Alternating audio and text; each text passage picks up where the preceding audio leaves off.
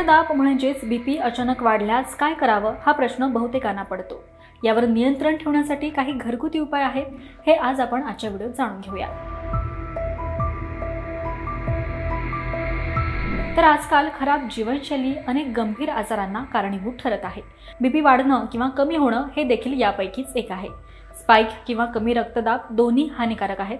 हा रोग एकेकाळी वृद्ध लोकांमध्ये दिसून आला, पण वाईट जीवनशैलीमुळे आज तरुण वर्ग सुद्धा त्याच्या विळख्यात सापडला आहे।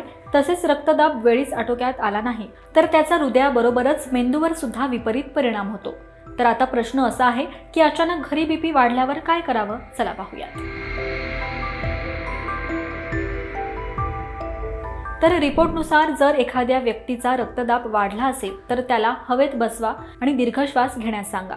यानंतर त्याला सामान्य तापमानाचं पाणी द्या आणि त्याला पाण्याचा हळूहळू घोट प्यायला सांगा। असं केल्यानं रुग्णाला तात्काळ आराम मिळू शकतो। तसेच पीडित व्यक्तीभोवती गर्दी होणार नाही याची काळजी घ्या। दुसरा उपाय म्हणजे घरी अचानक बीपी वाढल्यास रुग्णाला लिंबू पाणी द्या। असं केल्यानं लवकर आराम मिळू शकतो। तसेच लक्षात ठेवा की या पाण्यात मीठ किंवा साखर घालू नका। यासाठी 1 ते 2 ग्लास पाणी दिलं पाहिजे। यामुळे लघवी निघून आराम मिळेल। याशिवाय तोंडावर पाणी शिंपडा।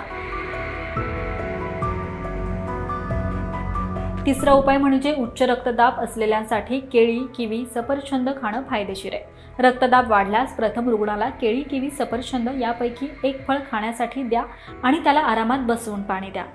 यामुळे बीपी नियंत्रणात सुद्धा मदत होते। आता जर कोणाला उच्च रक्तदाबाची समस्या असेलच तर नियमित मॉर्निंग वॉक किंवा योगा करा। यासाठी तुम्हाला हवं असल्यास तुम्ही एरोबिक्स व्यायाम करू शकता। याशिवाय कोणत्याही गोष्टींवरून ताणतणाव टाळा। शक्य असल्यास मिठाचं सेवन कमी करा। तसेच भाज्या, फळे, कोशिंबीर यांसारख्या गोष्टी खा। लक्षात ठेवा, समस्या वाढल्यास डॉक्टरांचा सल्ला आवश्यक आहे।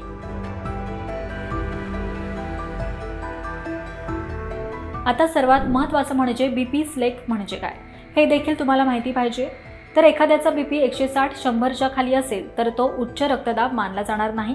जर बीपी सतत 160-100 पेक्षा जास्त असेल तर ते उच्च रक्तदाब मानले जाऊ शकते। त्याचवेळी जर ते 100 ते 60 किंवा त्यापेक्षा कमी राहिलं तर तो लो बीपी मानला जाईल। याशिवाय अस्वस्थता, डोकेदुखी, अशक्तपणा, सुस्तपणा जाणवत असेल तर यावेळी बीपी कमी किंवा जास्त असू शकतो। तर घरी अचानक कोणाला बीपीचा त्रास झाला तर हे उपाय तुम्ही अवलंबू शकता आणि स्वतःची आणि आपल्या प्रियजनांची काळजी घ्या।